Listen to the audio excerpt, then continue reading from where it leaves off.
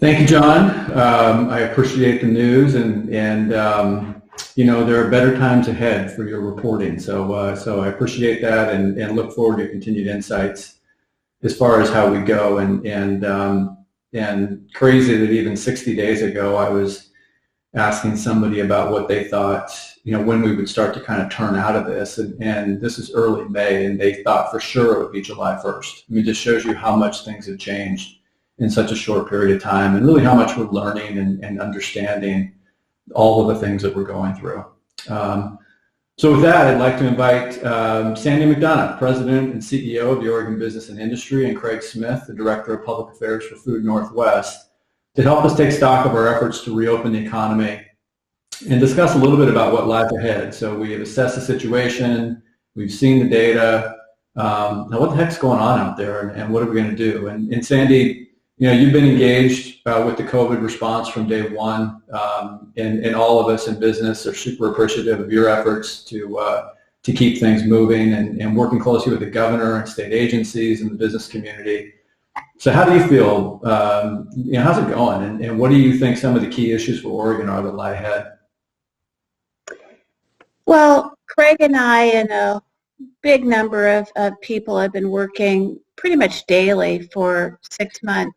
Feels like 6 years sometimes on dealing with this crisis. And I want to start by saying thank you to Governor Brown and how she approached how our economy, how she would shut down our economy. And unlike in other states, I think our governor really tried to keep many industries operating, which meant people stayed working. So while other states shut down construction, for example, we showed that construction could operate safely, and we are, and I think that's made a huge difference on our economy. So we've gone through the shutting down period, and I'd say what we've done really is learn how to start living with this virus. And there's been a lot of different sets of guidance that have come, and what we hear from employers across the state is that they want to operate safely.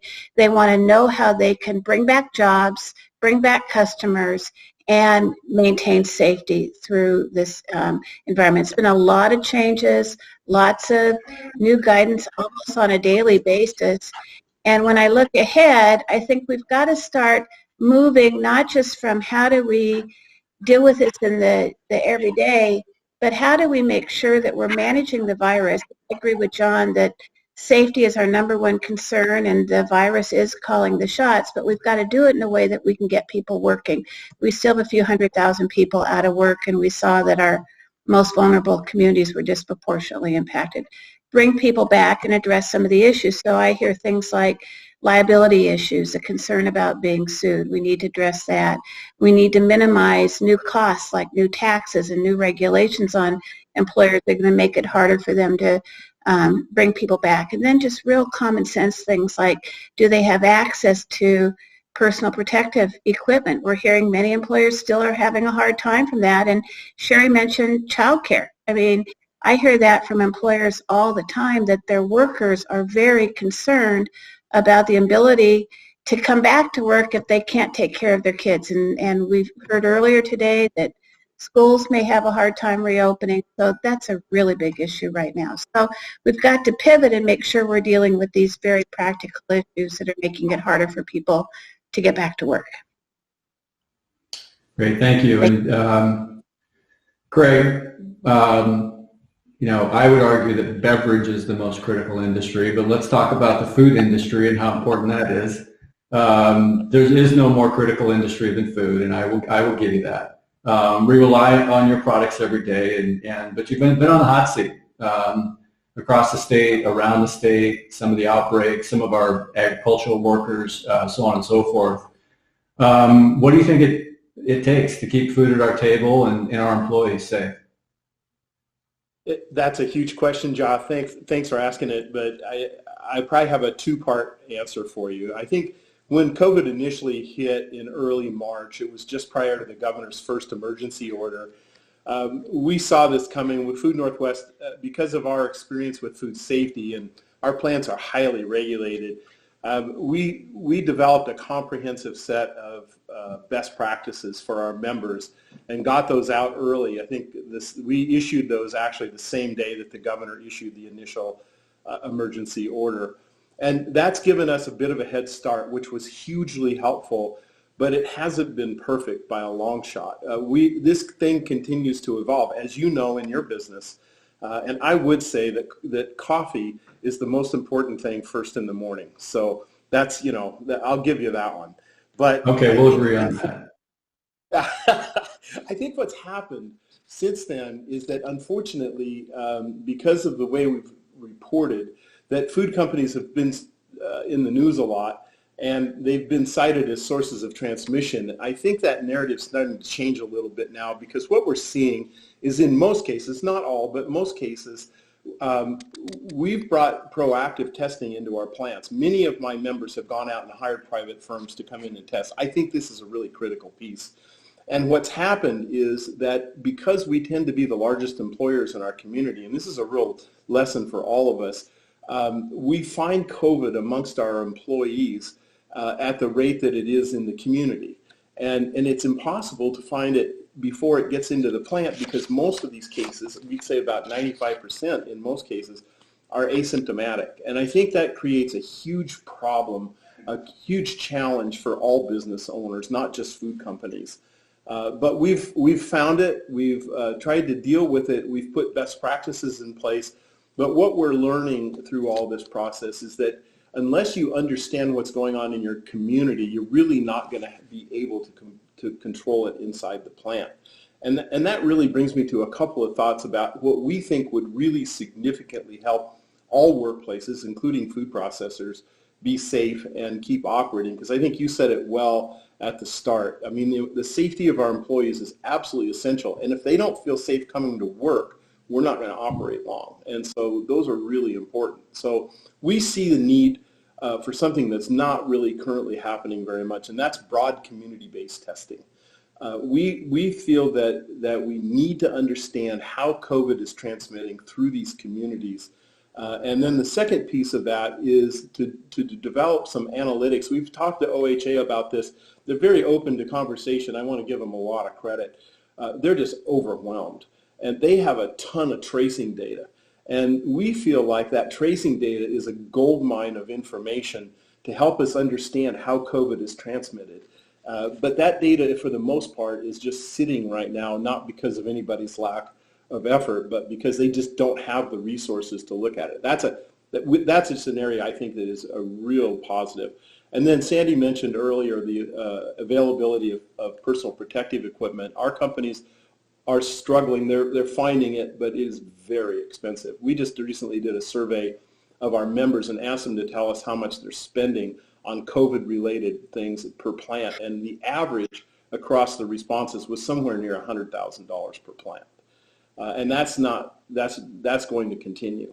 And I think that Duncan Wise said this the other day, and I'm going to repeat it. I'm going to steal it from him, because his comment was, we can't overspend on these issues. If we're going to do anything, we need to spend on these kinds of issues, because the more information we have, the better we'll be able to manage.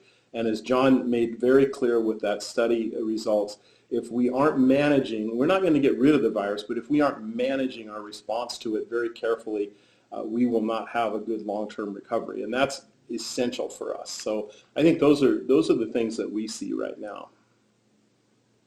Very true and well said. Sandi, back to you. And as we discussed in our earlier panel, really looking for an equity-based recovery. What do you see in that space that we need? Well, I think the results of this study drive home what a lot of us already knew, that we have a real disparity in family incomes, and when we have a downturn like this, we're hitting people with the lower levels of education, we're hitting hourly workers, and really impacting communities of color in a way that is disproportionate. So we have to be mindful and build a recovery that tries to really structurally addresses those. I thought the first panel was phenomenal. Colas Construction, a great company.